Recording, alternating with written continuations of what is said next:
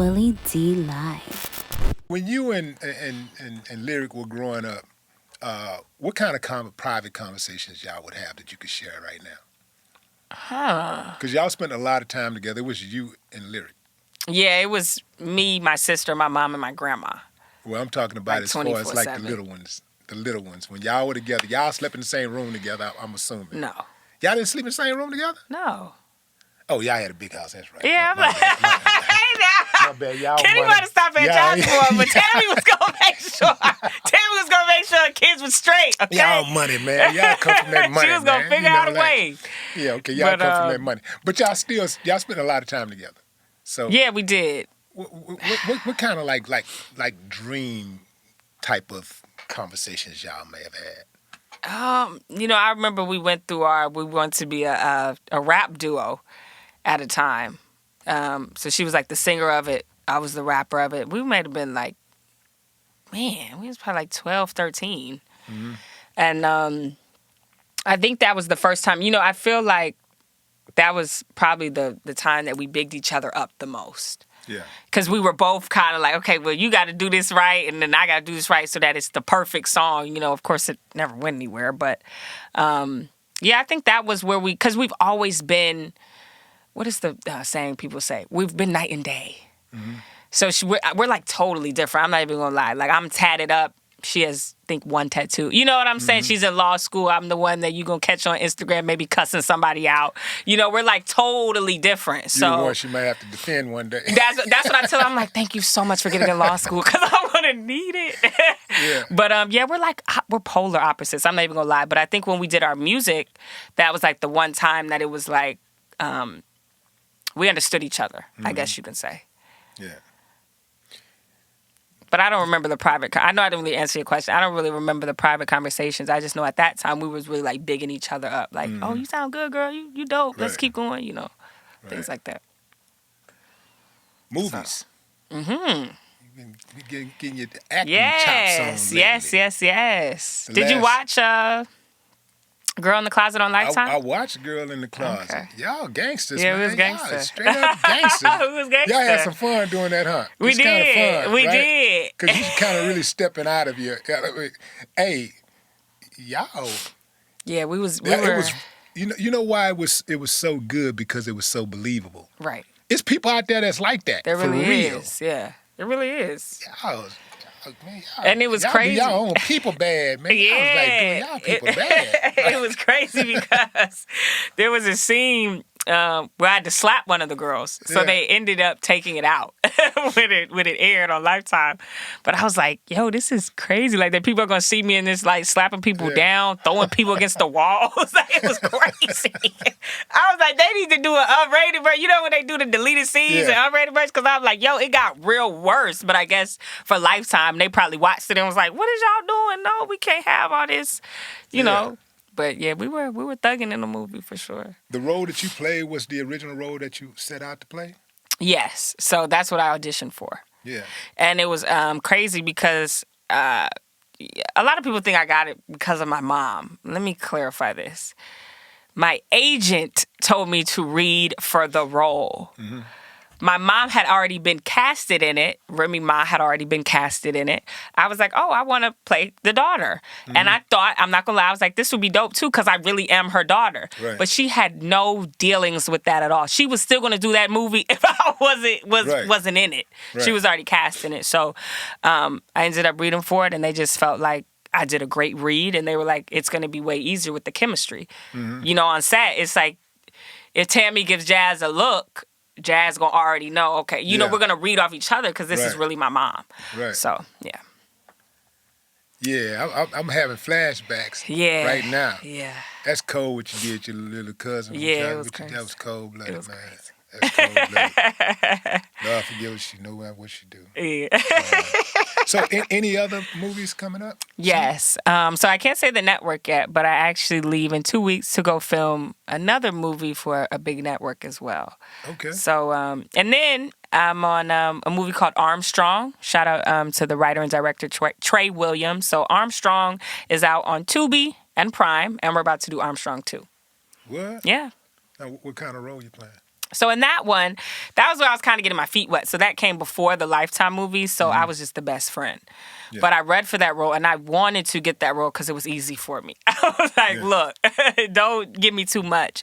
But I always say that role is what really made me even see myself as an actress. So when he gave me that shot and that opportunity, speaking on Trey, and then I literally got the role of Lifetime maybe like 6 months later. So it was crazy just to see. How do you feel when people say that you only got a role because of your mom? How do you feel? You know, I've been dealing with that my whole career. When I did the BET Cypher in 2019, it was, she only got the rap because of Tami knows BET. I'm like, what are y'all talking about? Like, it's always something.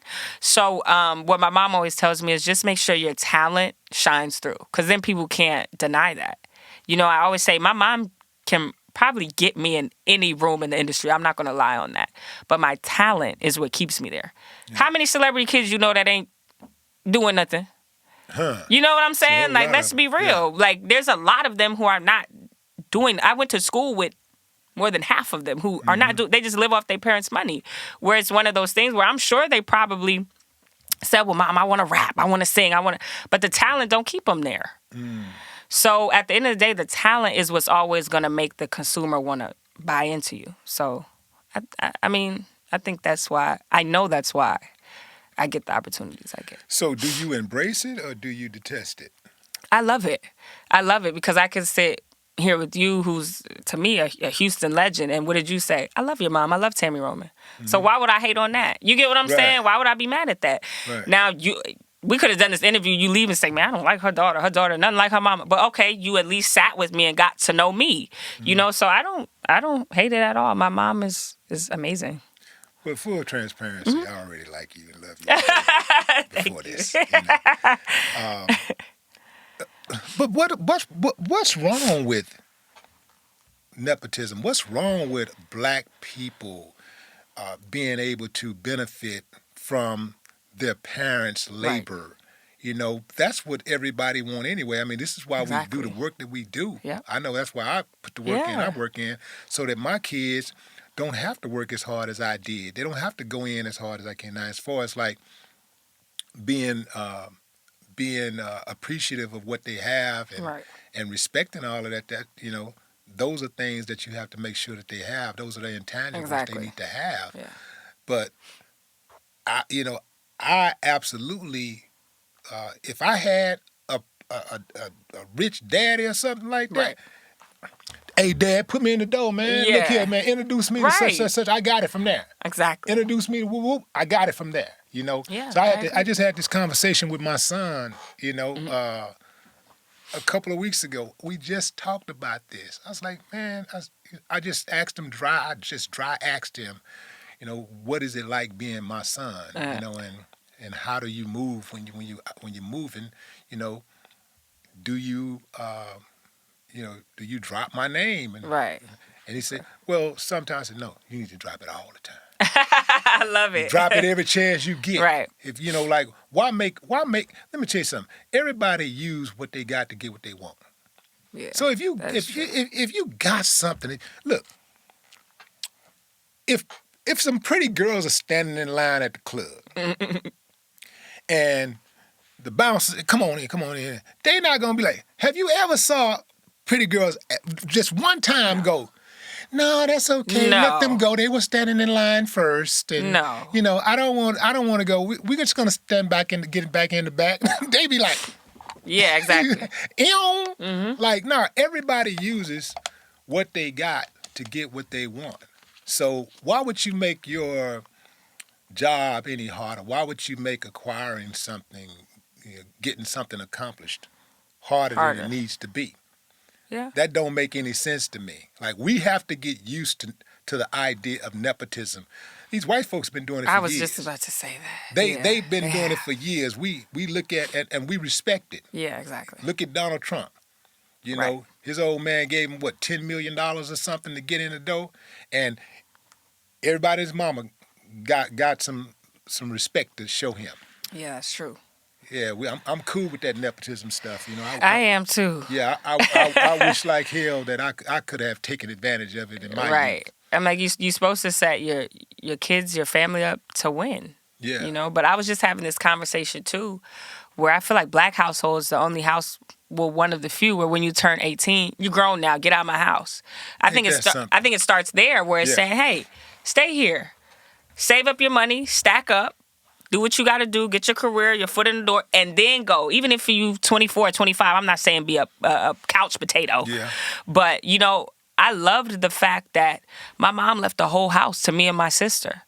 You know, and I've had people who, well, not people, but my ex, you ain't never had to work for nothing. You just mad because your parents didn't set you up for success. Mm-hmm. You got to pay rent where I'm paying a mortgage. I'm building my credit. I'm doing this. I'm doing that. You know what I'm saying? Mm-hmm. But all thanks to my mom. You know what I'm saying? Right. So it's like you have to set, I'm not going to say you have to, but you should want to set your kids up especially to win. And the only people who don't like nepotism are the ones who can't do it or are not benefiting from it. And not on a celebrity level. Yeah. You could work at Walmart. Your dad be the general manager of Walmart. You know what? I'm going to make my son the sales manager. That's nepotism right there. Right. The only people who don't like it are the ones who ain't benefiting from it because they family not putting them in the door to do that. Yeah. And let's face it, too. We're kind of new to this, right? This is our first generation. This is like our first full generation of black kids who have millionaire parents. Like right. That's true. Many black kids today have millionaire parents. Yeah, they do. And they have friends who are millionaires. Yep. Their friends' parents are millionaires. So when they go in for a sleepover, whatever, they go to a party or something, it's all out. You know, right. The house is immaculate. You know, they're riding in the same big cars that they ride in when they're at home. Right. That's true. Their friends' families got the same big cars. They got the big jobs and stuff like that. You know. They're entrepreneurs. So this is really our first generation where we're seeing this excess in wealth. That's right? True. And just being able to have things. And some of us are just not used to that. And especially the ones who don't have it, who haven't had that yet. Yes. They really feel like, and this is the truth, they really feel like we don't deserve it. Okay. They feel like they deserve it. Everybody else deserves it. But you black, you don't deserve it. Right. I could see that. That's what that is.